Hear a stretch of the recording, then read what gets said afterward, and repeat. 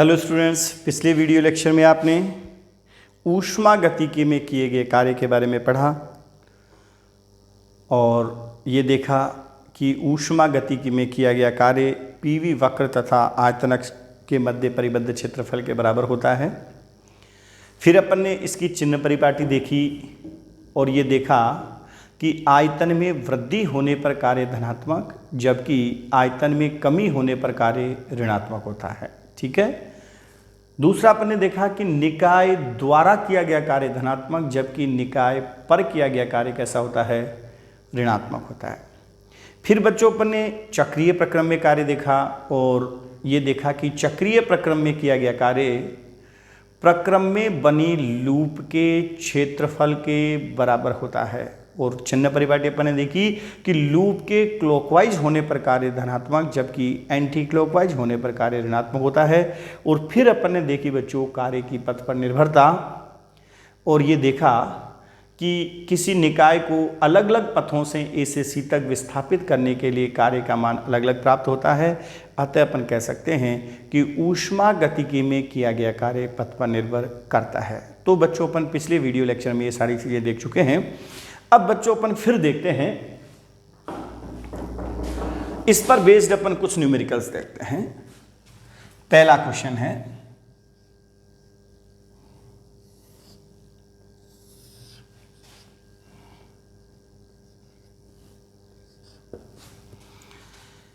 ये बच्चों आपको एक पीवी आरेख दिया हुआ है एक्स वाई जेड के लिए।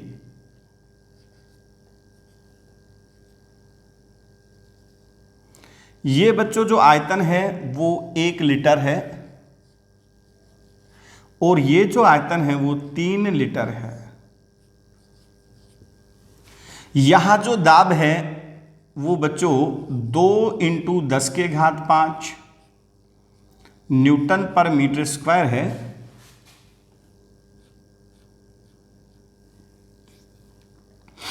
और यहां पे दाब 6 × 10⁵ न्यूटन पर मीटर स्क्वायर है। ठीक है। अब आपको करना क्या है बच्चों, एक तो अलग अलग प्रक्रमों में कार्य निकालना है। सबसे पहला काम है बच्चों, फर्स्ट इसमें WXY क्या होगा, XY प्रक्रम में कार्य क्या होगा, यह आपको याद करना है। अब इसके दो तरीके हैं बच्चों, एक तो होता है PdV और यह होता है वक्र द्वारा परिबद्ध क्षेत्रफल। आपको पता है बच्चों कि ये जो प्रक्रम है वो सम आयतनी प्रक्रम है, अर्थात आयतन में कोई परिवर्तन नहीं हो रहा। और जब dV का मान 0 है तो किया गया कार्य क्या होगा बच्चों, 0। इसलिए WXY की वैल्यू निश्चित रूप से क्या होगी बच्चों, 0 होगी। WXY की वैल्यू क्या हो जाएगी, 0, क्योंकि आपको पता है कि ये एक समायतनी प्रक्रम है। x से y तक जाने में आयतन का मान सदैव नियत बना रहता है। और दूसरा तरीका क्या कह सकता था मैं, पीवी वक्र तथा आयतन के मध्य परिबद्ध क्षेत्रफल। अब बच्चों आपको पता है ये पीवी वक्र एक रेखा है जिसकी केवल लंबाई है, चौड़ाई का मान क्या है, 0 है। इसलिए क्षेत्रफल क्या आएगा, 0। तो आप उससे भी कह सकते हैं। तो कुल मिला के WXY की वैल्यू क्या हो जाएगी बच्चों, 0। दूसरा WYZ क्या होगा, YZ प्रक्रम में किया गया कार्य।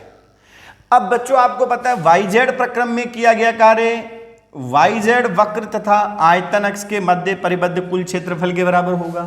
इसका मतलब W जो YZ होगा वो होगा बच्चों त्रिभुज का क्षेत्रफल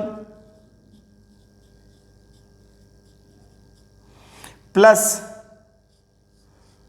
आयत का क्षेत्रफल। किया गया कार्य बच्चों किसके बराबर होगा, त्रिभुज का क्षेत्रफल प्लस आयत का क्षेत्रफल। और ये कार्य पॉजिटिव होगा या निगेटिव होगा बच्चों, खुले प्रक्रम के लिए अगर अपन देखते हैं तो आपको पता है यहां से y से लेकर z तक जाने में आयतन में वृद्धि हो रही है, क्योंकि y बिंदु पर जो आयतन था वो 1 लीटर था और z बिंदु पर जाने पर आयतन बढ़कर कितना हो गया बच्चों, 3 लीटर हो गया।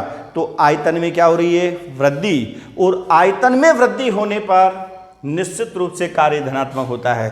तो बच्चों त्रिभुज का क्षेत्रफल क्या हो जाएगा, 1/2 आधार कितना हो गया बच्चों, 2 लीटर, तो ये 2 × 10⁻³ लीटर को बच्चों मीटर क्यूब में बदलना पड़ेगा, और लीटर को मीटर क्यूब में बदलने के लिए आपको क्या करना पड़ेगा, 1000 का भाग देना पड़ेगा या 10⁻³ से गुणा करना पड़ेगा, और 1/2 आधार इंटू ऊंचाई हो जाएगी 4 × 10⁵, 2 से 2 कट गया और ये बच जाएगा बच्चों 4 प्लस आयत का क्षेत्रफल कितना हो जाएगा, लंबाई इंटू चौड़ाई, तो ये आ जाएगा बच्चों 2 × 10⁻³ इंटू 2 × 10⁵, और कुल मिला के ये आ गया आपके पास 400 प्लस 400 बराबर 800 जूल।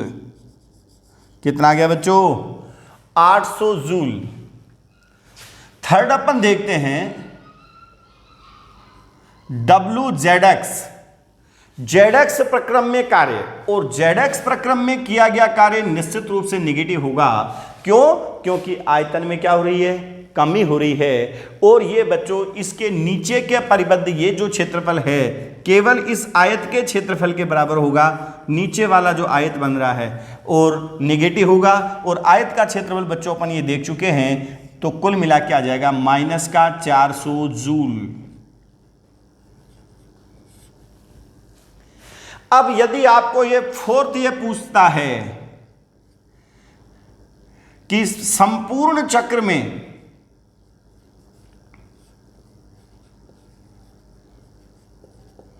किया गया कार्य, अब इसके बच्चों 2 मेथड होंगे। संपूर्ण चक्र में किया गया कार्य निकालने के लिए पहला तो मेथड यह है कि किया गया कार्य W बराबर होगा WXY plus WYZ plus WZX के बराबर होना चाहिए, और यह आ जाएगा 0 प्लस 800 माइनस 400 बराबर 400 जूल आएगा। और बच्चों इसका दूसरा मेथड क्या है, क्योंकि चक्रीय प्रक्रम में किया गया कार्य प्रक्रम में बनी लूप के क्षेत्रफल के बराबर होगा, अर्थात इस त्रिभुज के क्षेत्रफल के बराबर होना चाहिए। इसलिए बच्चों दूसरा मेथड होगा W बराबर त्रिभुज का क्षेत्रफल। अब बच्चों त्रिभुज ये जो लूप बन रहा है वो क्लॉकवाइज बन रहा है, इसलिए कार्य कैसा होगा, पॉजिटिव होगा, और ये बनेगा 1/2 आधार आ गया 2 × 10⁻³ ऊंचाई आ गई 4 × 10⁵, और बच्चों ये आ गया कुल मिला के 400 जूल। तो जब अगर मेरे को W संपूर्ण चक्र में कार्य पूछेगा तो मैं ऐसा नहीं करूंगा कि पहले XY निकालूंगा, YZ निकालूंगा, ZX निकाल के जोड़ूंगा। मैं सीधा देखूंगा कि चक्रीय प्रक्रम में किया गया कार्य प्रक्रम में बनी लूप के क्षेत्रफल के क्या हो जाएगा, बराबर हो जाएगा।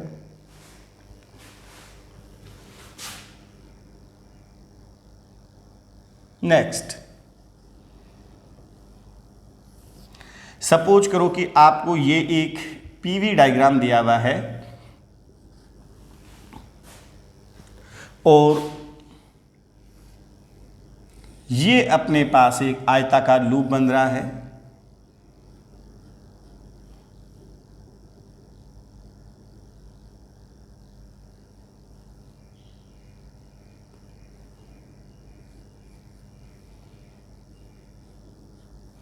ये बच्चों A पॉइंट है, ये B है, ये C है और ये D है,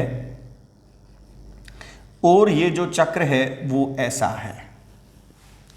सपोज करो A पर जो आयतन है वो 1 मीटर क्यूब है और इस पर जो आयतन है वो 3 मीटर क्यूब है।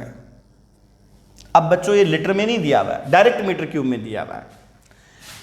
यहां पर जो दाब है वो 2 × 10⁵ न्यूटन पर मीटर स्क्वायर है, और यहां पर 5 या 7 × 10⁵ न्यूटन पर मीटर स्क्वायर है। ठीक है।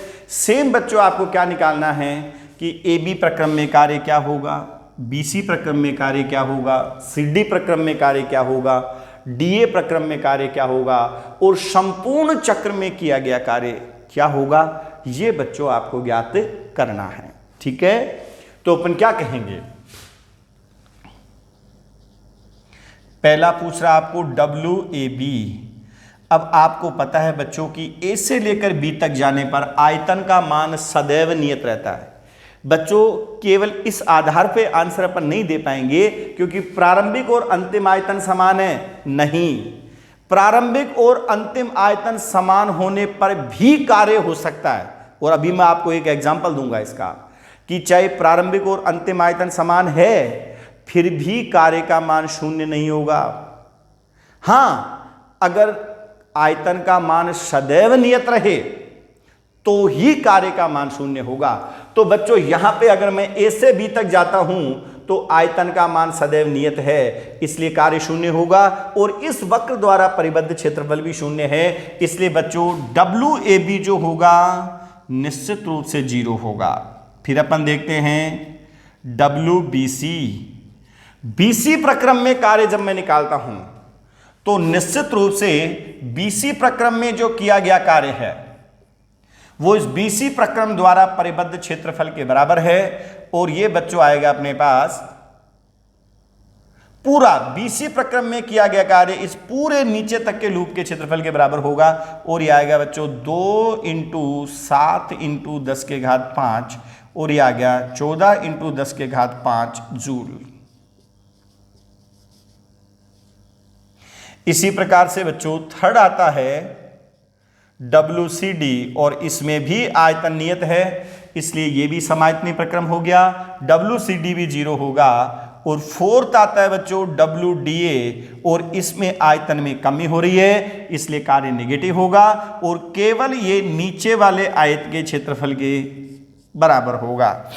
तो बच्चों WDA बराबर क्या होगा, 2 × 10 के घात 5 और कार्य नेगेटिव होगा -4 × 10 के घात 5, इतना जूल आ जाएगा।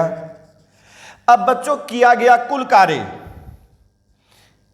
फिर क्या पूछता है, किया गया कुल कार्य और W बराबर हो जाएगा, या तो मैं क्या करूं इन सभी कार्य का जोड़ करूं, पहला मेथड तो यही है कि ये बराबर होगा WAB plus WBC plus WCD plus WDA और ये आ जाएगा बच्चों कुल मिला के सबको जोड़ेंगे तो ये प्लस का 14 × 10 के घात 5 है, माइनस का 4 × 10 के घात 5 है, इसलिए 10 × 10 के घात 5 कुल मिला के 10 के घात 6 जूल आ जाएगा।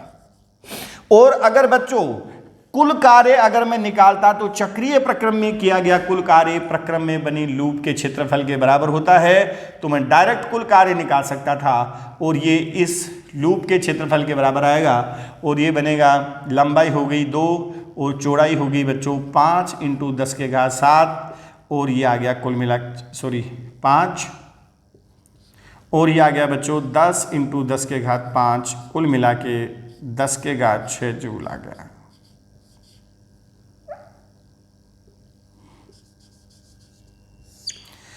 कार्य जो है बच्चों 10 के घात 6 जूल आ गया।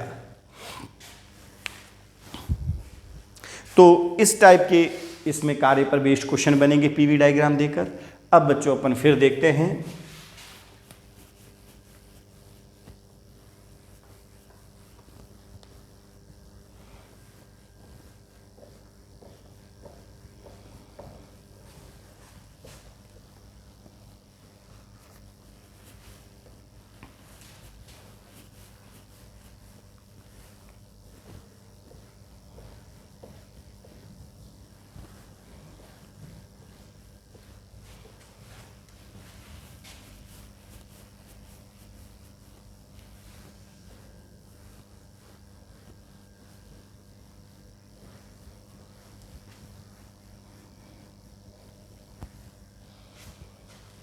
अब ध्यान देना बच्चों, नेक्स्ट सेकंड क्वेश्चन है मेरा।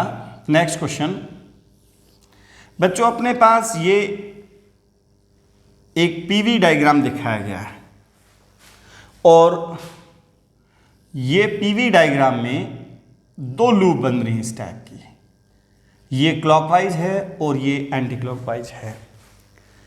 तो आपको क्या दिखाया गया है, क्वेश्चन क्या पूछा गया है, दिए गए पीवी आरेख, दिए गए पीवी आरेख में नेट कार्य होगा,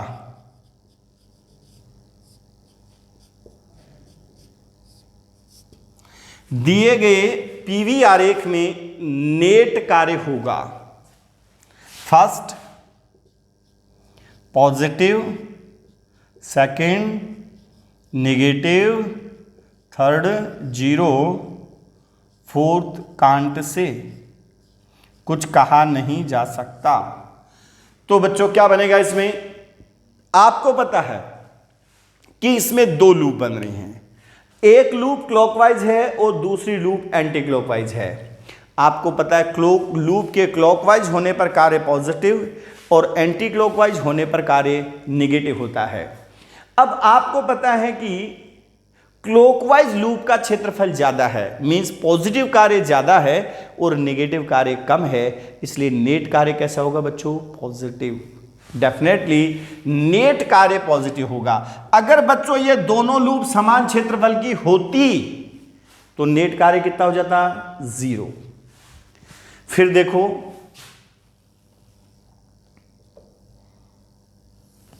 ध्यान से समझना बच्चों, ये बहुत ही इंपॉर्टेंट क्वेश्चन है। ये आपके पास एक पीवी डायग्राम बनाया गया है,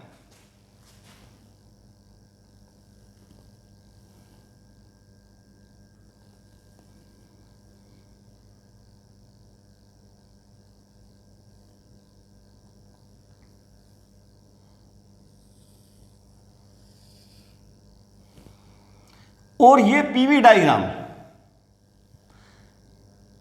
बच्चों इस टाइप से बनाया गया है। ये आयतन V है और ये आयतन, ये V0 है और ये 2V0 है। यहां पर जो प्रेशर है वो P1 है और यहां पर जो प्रेशर है वो बच्चों P2 है। यानी A B C ये प्रक्रम दिखाया गया है। अब आपको पता है बच्चों A से C तक, एक निकाय को A से C तक विस्थापित करने में कार्य होगा। ध्यान से समझना बच्चों, निकाय को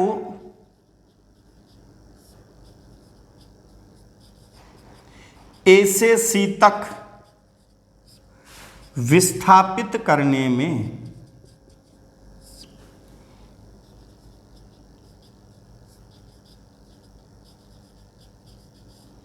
कार्य होगा। निकाय को A से C तक विस्थापित करने में कार्य होगा और ऑप्शन आपको दिया हुआ है, पॉजिटिव होगा, नेगेटिव होगा, 0 होगा, फोर्थ कांट से। अब बच्चों अक्सर यहां जो मिस्टेक होती है, इन जनरल बच्चे यही सोचते हैं कि प्रारंभिक और अंतिम आयतन समान है इसलिए कार्य का मान 0 होना चाहिए, लेकिन बच्चों ऐसा नहीं होता है।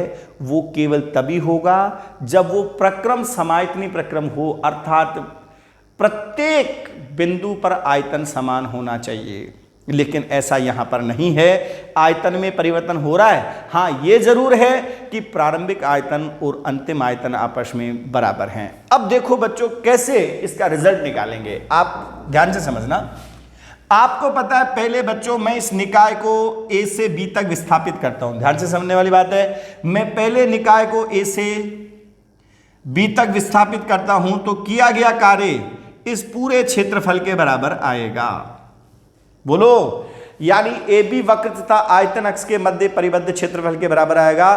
फिर यह निकाय को बी से सी तक विस्थापित करता हूं तो पहले वाले में बच्चों ये आयतन में वृद्धि हो रही है, इसलिए कार्य कैसा होगा, पॉजिटिव होगा और नीचे तक के क्षेत्रफल के बराबर होगा। अब क्या हो रहा है कि बी से सी तक जब मैं निकाय को विस्थापित करता हूं तो आयतन में कमी हो रही है और कार्य नेगेटिव होगा और बीसी वक्र तथा आयतन अक्ष के मध्य परिबद्ध इस नीचे के क्षेत्रफल के बराबर होगा।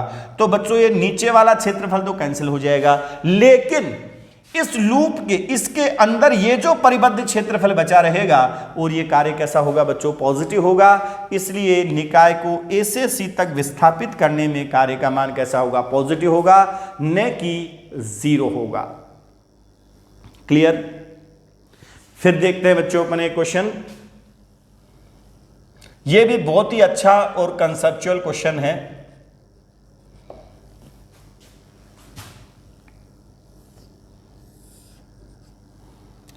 बच्चों देखो, एक निकाय के लिए पीवी आरेख जो है वो एक वृत्ताकार लूप प्राप्त होता है अपन को, ऐसा एक वृत्ताकार लूप प्राप्त होता है और ये लूप भी क्लॉकवाइज है।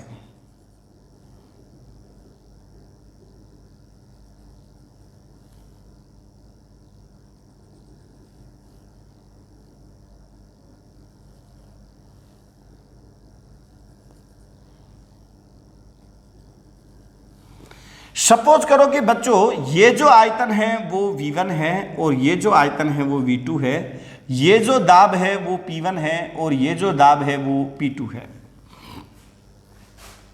ठीक है। और ये चक्रीय प्रक्रम है, तो इसमें कार्य का मान क्या होगा। अब वैसे तो अपन ये देखते हैं बच्चों, कार्य का मान क्या होगा, इस लूप के द्वारा परिबद्ध क्षेत्रफल के बराबर होगा। अब लेकिन बच्चों मैं ऑप्शन लिख रहा हूं और कौन सा ऑप्शन करेक्ट होगा, दिए गए पीवी आरेख में कार्य होगा। फर्स्ट पाई इंटू V2 माइनस V1 बटे 2 का whole square, pi into P2 minus P1 बटे 2 का whole square, pi into V2 minus V1 बटे 2 इंटू P2 माइनस P1 बटे 2, फोर्थ ऑल ऑफ दीज। अब आपको यह पता है बच्चों, ये V2 माइनस V1 इसका व्यास होगा, तो V2 माइनस V1 बटे 2 त्रिज्या हो जाएगी, पाई आर स्क्वायर आ रहा है। ये P2 माइनस P1 इसका व्यास होगा और P2 माइनस P1 बटे 2 त्रिज्या होगी, पाई आर स्क्वायर। बच्चों ये भी इसका क्षेत्रफल आ जाएगा और एक बार मैंने त्रिज्या इधर से ले ली और एक बार त्रिज्या इधर से ले ली, तो ये भी आ जाएगा। लेकिन बच्चों इसका केवल और केवल थर्ड ऑप्शन सही है। क्यों? क्योंकि आपको पता आयतन स्क्वायर की जो विमा है वो कार्य के बराबर नहीं कर सकती, कभी भी ये कार्य को रिप्रेजेंट नहीं कर सकता। इसी प्रकार से दाब का स्क्वायर की विमा भी कार्य के बराबर नहीं हो सकती। इसलिए एक बार आपको त्रिज्या के लिए दाब के फॉर्म में लेना है और एक बार त्रिज्या आपको ये तो आयतन के फॉर्म में लेनी है और ये बच्चों दाब के फॉर्म में लेनी है। यानी पाई आर स्क्वायर में पाई आर इंटू आर कहेंगे, यानी P और V का गुणनफल जब आएगा तो ही कार्य का मात्रक बनेगा, अन्यथा कार्य का मात्रक नहीं बनेगा। समझ में आ रहा है बच्चों? इसलिए केवल और केवल जो है वो थर्ड ऑप्शन सही है, ये दोनों ऑप्शन सही नहीं है। क्यों सही नहीं है ये आपको पता चल गया। तो बच्चों इस टाइप से अपन ने देखा कि कार्य के बारे में अपन कंप्लीट इंफॉर्मेशंस आपको पता चल गई हैं, कब कार्य पॉजिटिव होगा, कब नेगेटिव होगा, चक्रीय प्रक्रम में कार्य क्या होगा, ठीक है। और पीवी वक्र द्वारा परिबद्ध क्षेत्रफल ज्ञात करके कार्य कैसे ज्ञात करेंगे। तो ये तो हुआ बच्चों कार्य के बारे में। अब अपन सेकंड टर्म लेंगे ऊष्मा के बारे में।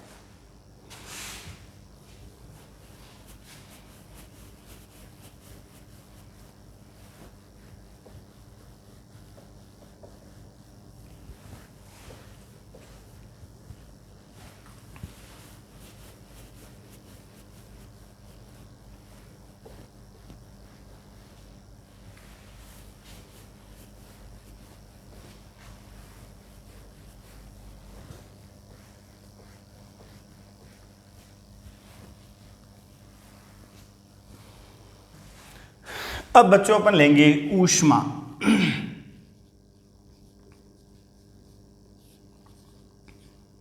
डेल्टा क्यू, ऊष्मा और डेल्टा क्यू। अब बच्चों सबसे पहले इसमें एक टर्म आएगी, वो है एंट्रोपी। और एंट्रोपी क्या होती है? एंट्रोपी किसी गैस को ऊष्मा देने पर उसके गैसीय अणुओं की जो अस्त व्यस्तता है, डिसऑर्डरनेस, उसी को क्या कहते हैं बच्चों? एंट्रोपी। किसी गैस को ऊष्मा देने पर, किसी गैस को ऊष्मा देने पर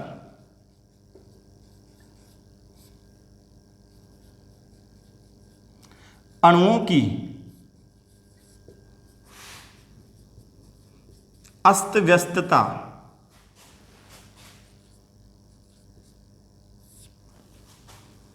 डिसऑर्डरनेस, अस्त व्यस्तता को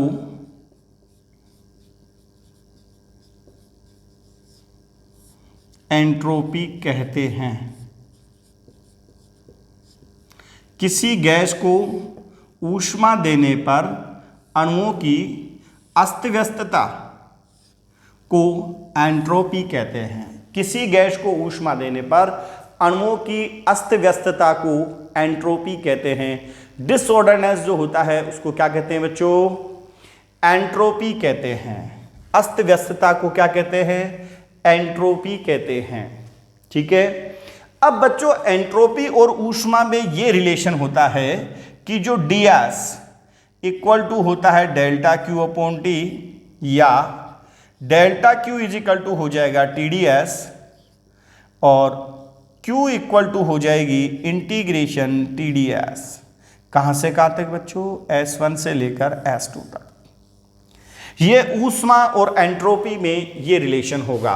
अब बच्चों अगर मान लो मैं एंट्रोपी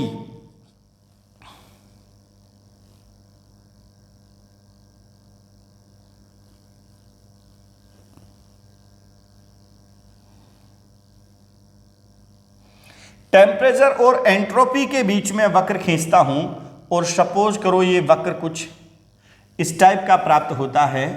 आपको पता है कि ताप के बढ़ने पर एंट्रोपी में वृद्धि होती है। सपोज करो बच्चों कि यहाँ पर एंट्रोपी जो है इसकी S1 है, और यहाँ पे जो एंट्रोपी है वो क्या है? S2 है। और इसको छोटे छोटे क्षेत्रफलों में, छोटे छोटे अंशांशों में विभाजित करेंगे, और ये बच्चों अपने पास ds है। तो आपको पता है इस अल्पांश का जो क्षेत्रफल होगा, अल्पांश का क्षेत्रफल dA जो होगा बच्चों वो किसके बराबर आएगा? TdS के बराबर आएगा। अल्पांश का क्षेत्रफल TdS के बराबर आएगा, और TS वक्र द्वारा परिबद्ध कुल क्षेत्रफल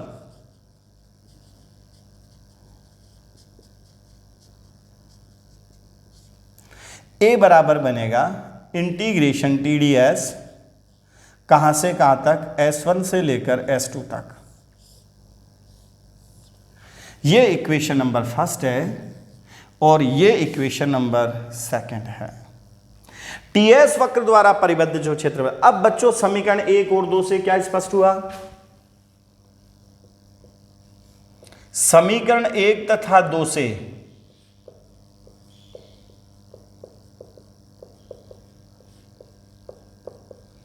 स्पष्ट है कि TS वक्र तथा एंट्रोपी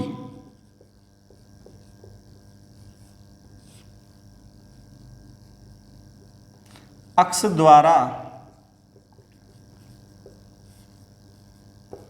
परिबद्ध क्षेत्रफल ऊष्मा को व्यक्त करता है। तो बच्चों अंतर क्या हुआ? सेम चीज है।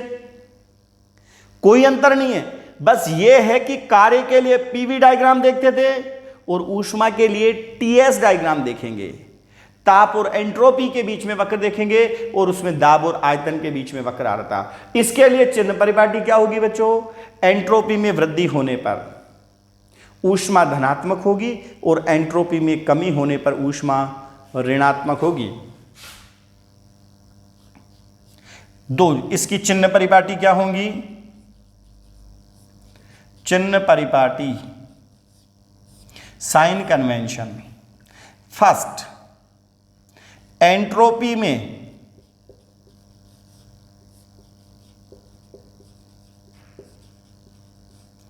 वृद्धि होने पर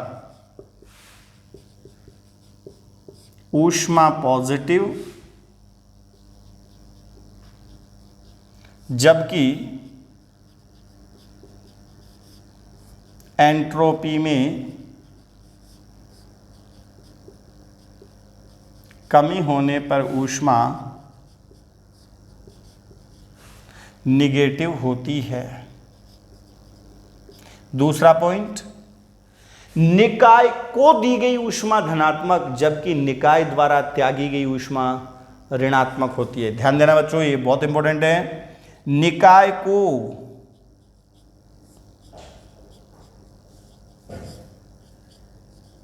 दी गई ऊष्मा धनात्मक, निकाय को दी गई ऊष्मा पॉजिटिव, जबकि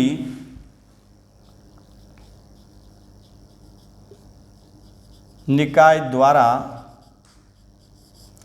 त्यागी गई ऊष्मा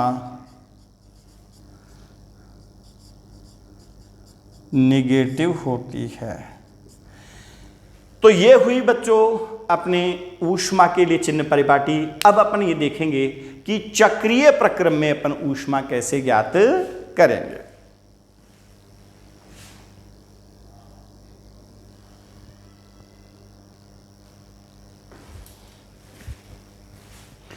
तो बच्चों आगे अपन देखते हैं चक्रीय प्रक्रम में ऊष्मा।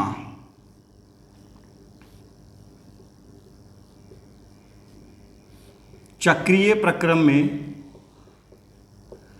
ऊष्मा, ध्यान दें बच्चों, चक्रीय प्रक्रम में ऊष्मा। सपोज करो कि अपने पास ये टीएस डायग्राम है और ये ए से बी तक आपने विस्थापन दिया। निकाय को ए से बी तक इस फर्स्ट पाथ के द्वारा विस्थापित हुए और बी से ए तक इस सेकंड पाथ द्वारा वापस लौट गए। सपोज करो कि ये जो एंट्रोपी है बच्चों, ये S1 है और ये जो एंट्रोपी है वो क्या है? S2 है।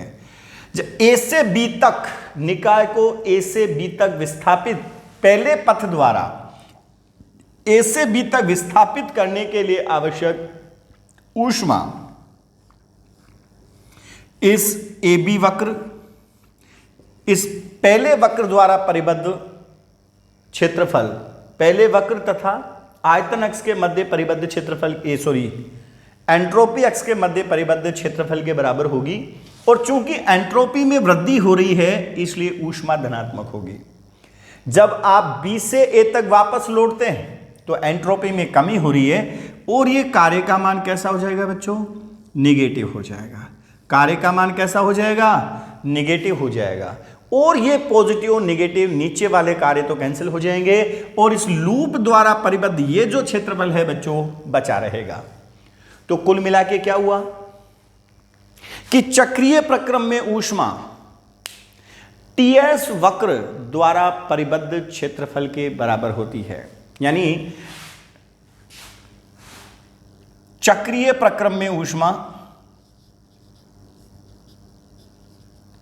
चक्रीय प्रक्रम में ऊष्मा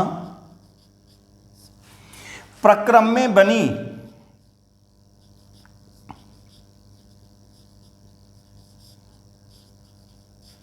लूप के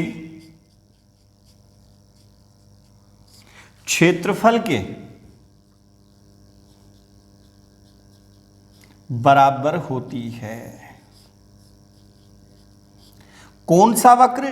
टीएस वक्र में जो लूप बनेगी उसके क्षेत्रफल के बराबर होगी। और चिन्ह परिपाटी क्या रखेंगे? लूप के क्लॉकवाइज होने पर ऊष्मा धनात्मक, जबकि एंटी क्लॉकवाइज होने पर ऊष्मा ऋणात्मक होती है। लूप के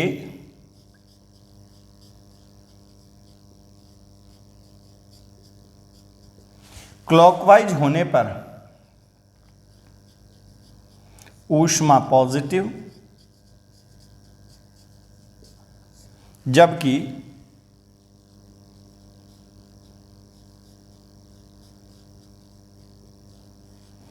एंटी क्लॉकवाइज होने पर ऊष्मा नेगेटिव होती है।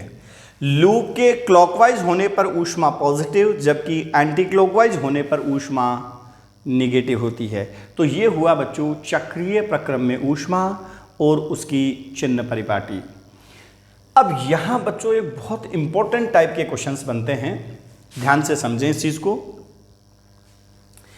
बच्चों चक्रीय प्रक्रम में ध्यान से समझें, चक्रीय प्रक्रम में du का मान 0 होता है। अभी अपन पढ़ेंगे क्यों, क्योंकि du जो है आंतरिक ऊर्जा में जो परिवर्तन है बच्चों प्रारंभिक और अंतिम स्थिति पर निर्भर करती है। और यदि प्रारंभिक और अंतिम स्थिति समान हो जाए तो du का मान क्या हो जाएगा? 0। तो चक्रीय प्रक्रम में हमेशा प्रारंभिक और अंतिम स्थिति समान ही होंगी, इसलिए du का मान 0 होता है। और बच्चों जो डेल्टा Q होता है वो किसके बराबर हो जाता है? डेल्टा W के बराबर हो जाता है। इसका मतलब क्या हुआ कि टीएस वक्र द्वारा परिबद्ध जो क्षेत्रफल होगा चक्रीय प्रक्रम में, टीएस वक्र द्वारा परिबद्ध क्षेत्रफल नेट ऊष्मा तथा नेट कार्य दोनों को व्यक्त करता है। नेट ऊष्मा को भी व्यक्त करेगा और नेट कार्य को भी व्यक्त करेगा। ठीक है, ये बहुत इंपॉर्टेंट लाइन है अपने पास, क्या कि चक्रीय प्रक्रम में टीएस वक्र द्वारा टीएस वक्र में बनी लूप का क्षेत्रफल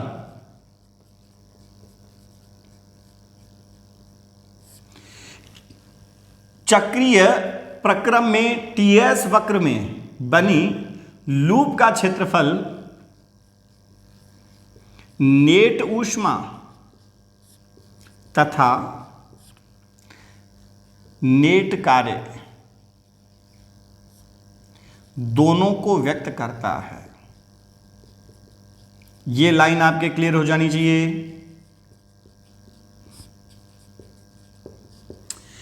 अब बच्चों किसी भी ऊष्मीय इंजन की जो दक्षता होती है, ऊष्मीय इंजन क्या करता है?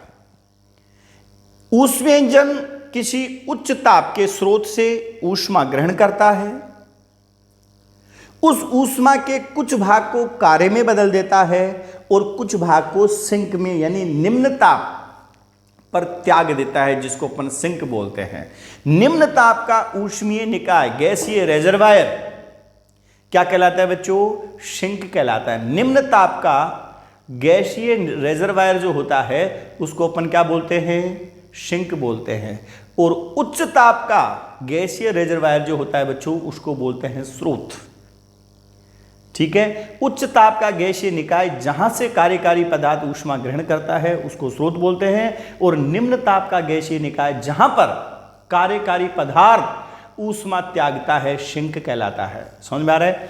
तो बच्चों ऊष्मीय इंजन क्या करता है? उच्च ताप से कुछ ऊष्मा ग्रहण करता है, उसके कुछ भाग को कार्य में बदल देता है और शेष को क्या कर देता है? सिंक में त्याग देता है। तो बच्चों किसी भी ऊष्मीय इंजन की जो दक्षता होती है, किसी भी ऊष्मीय इंजन की दक्षता एफिशिएंसी जो होती है वो क्या होगी? हमेशा बच्चों ये देखेंगे W net upon Q absorbed, यानी नेट कार्य बटे अवशोषित ऊष्मा, और अवशोषित ऊष्मा को अपन Q1 से डिनोट करेंगे। ये बच्चों किसी भी ऊष्मीय इंजन की दक्षता का फॉर्मूला है। और यहां से बच्चों अपन इंजन की दक्षता, अगर आपको टीएस डायग्राम दे दिया जाए तो किसी इंजन की, किसी भी ऊष्मीय इंजन की आप दक्षता कैसे ज्ञात करेंगे, ये आपको ध्यान देना है।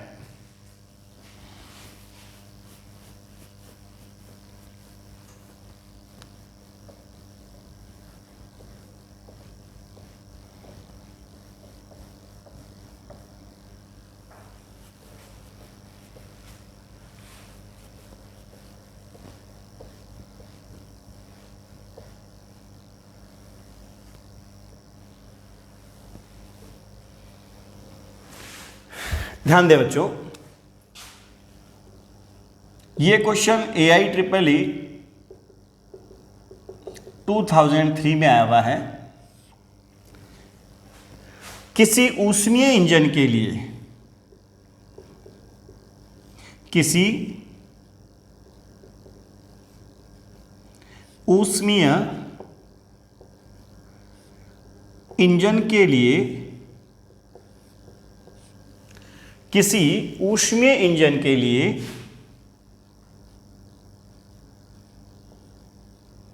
टीएस वक्र निम्न है। किसी ऊष्मीय इंजन के लिए टीएस वक्र निम्न है, तो इसकी दक्षता ज्ञात करो।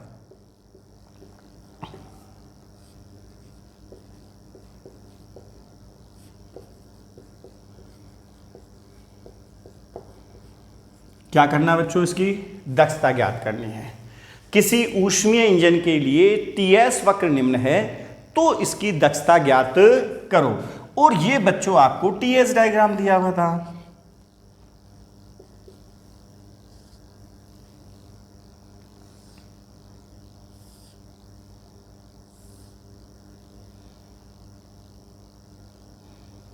ये S0 है, ये 2S0 है, ये T0 है, और ये 2T0 है।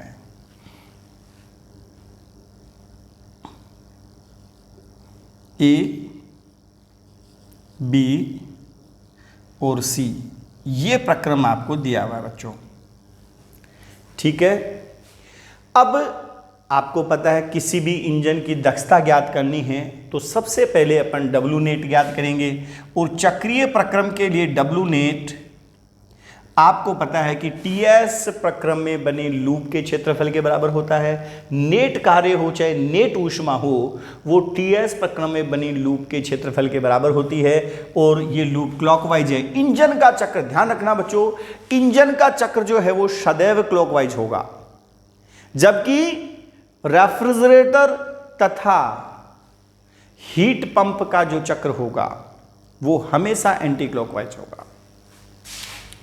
तो बच्चों ध्यान दें, डब्ल्यू नेट बराबर क्या होगा, ये हो जाएगा त्रिभुज का क्षेत्रफल। टीएस वक्र में बनी लूप, और लूप कैसी बन रही है बच्चों, त्रिभुजाकार लूप बन रही है। और यह आ जाएगा 1/2, आधार हो जाएगा S0, ऊंचाई हो जाएगी T0। तो बच्चों डब्ल्यू नेट आ गया मेरे पास S0 T0/2। ये मेरे पास आ गया W net, equation number first. फिर देखो बच्चों, अवशोषित ऊष्मा,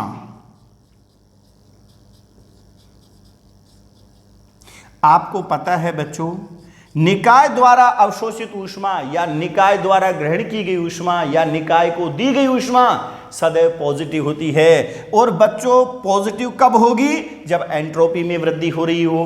अब ध्यान देने वाली बात है, सीए प्रक्रम में कोई एंट्रोपी में परिवर्तन नहीं हो रहा है, इसलिए ऊष्मा का मान 0 होगा। एबी प्रक्रम में एंट्रोपी में वृद्धि हो रही है तो ऊष्मा का अवशोषण किया जा रहा है। और बीसी प्रक्रम में एंट्रोपी में कमी हो रही है, मींस ऊष्मा त्यागी जा रही है। इसलिए ए बी प्रक्रम में ऊष्मा अवशोषित की जा रही है, पॉजिटिव ऊष्मा होगी। तो बच्चों अवशोषित ऊष्मा बराबर क्या होगा, प्रक्रम ए बी तथा एस अक्ष यानी एंट्रोपी अक्ष के मध्य परिबद्ध क्षेत्रफल, यानी आपको ये कुल क्षेत्रफल चाहिए। और कुल क्षेत्रफल जो होगा बच्चों वो होगा त्रिभुज का क्षेत्रफल प्लस इस आयत का क्षेत्रफल। और त्रिभुज का क्षेत्रफल होगा 1/2 आधार S नोट, ऊंचाई T नोट। आयत का क्षेत्रफल होगा S note into T note.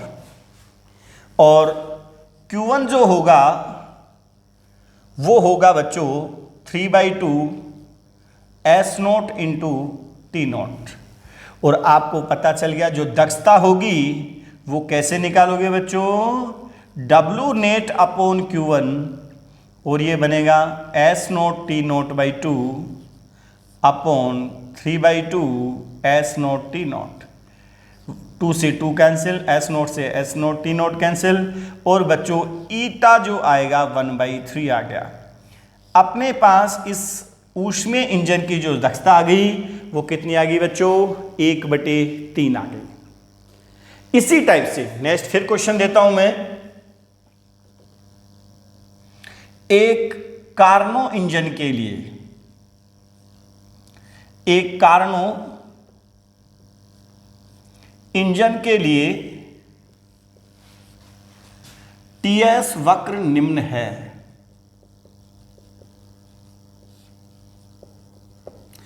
एक कार्नो इंजन के लिए टीएस वक्र निम्न है।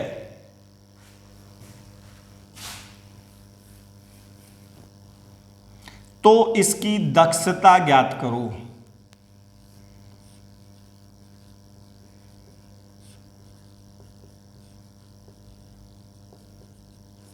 तो इसकी क्या करना है आपको, दक्षता ज्ञात करनी है। और बच्चों ये अपन को कार्नो इंजन के लिए टीएस डायग्राम दिया हुआ है।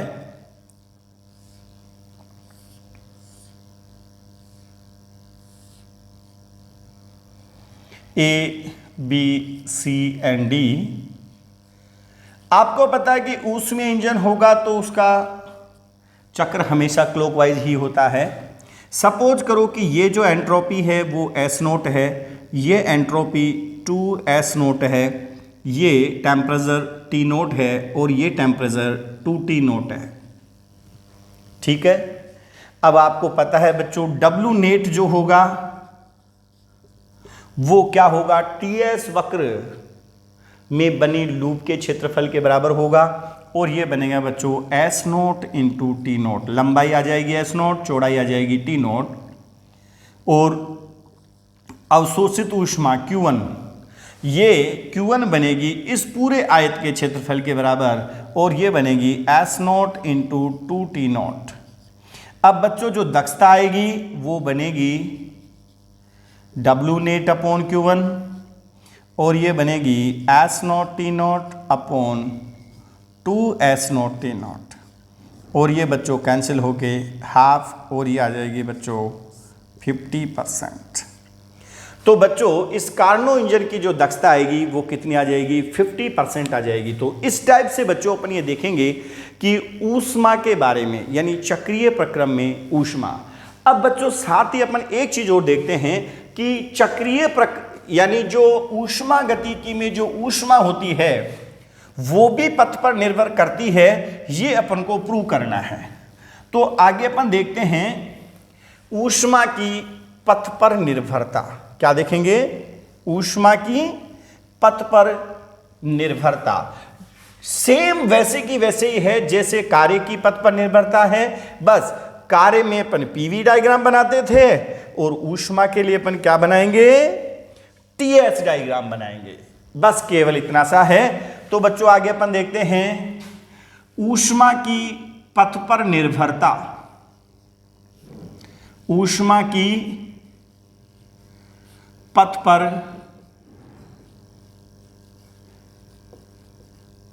निर्भरता। ऊष्मा की पथ पर निर्भरता, तो बच्चों जैसे ये अपने पास टीएस डायग्राम है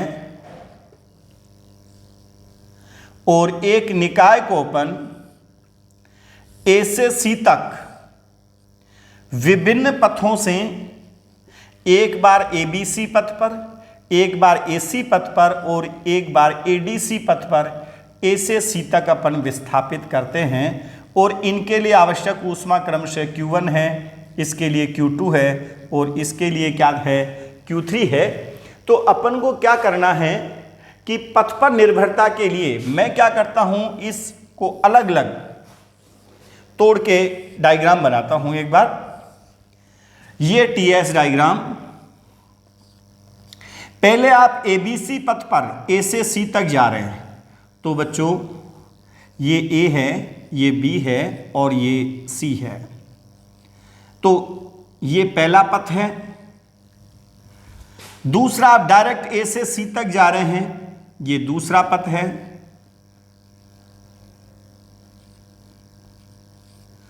तीसरी बार आप एडीसी पथ पर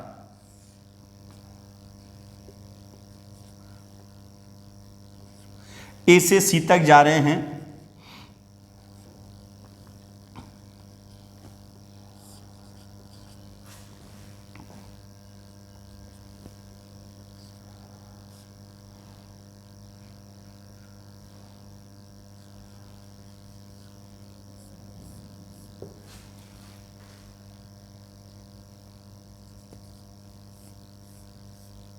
ये क्षेत्रफल A1 है, ये क्षेत्रफल A2 है और ये क्षेत्रफल क्या है बच्चों, A3 है।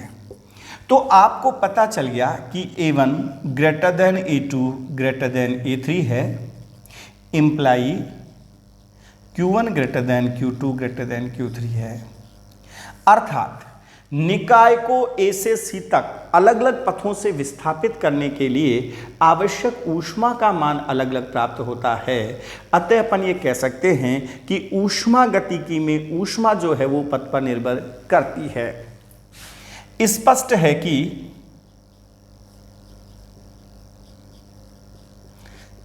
है कि निकाय को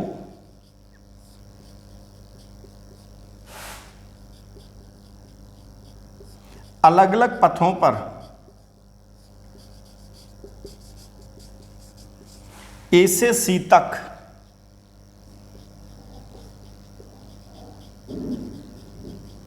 विस्थापित करने के लिए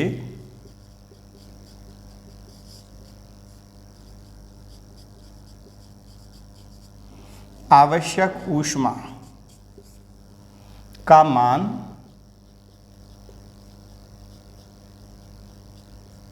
अलग अलग प्राप्त होता है। अतः ऊष्मा गतिकी में ऊष्मा पथ पर निर्भर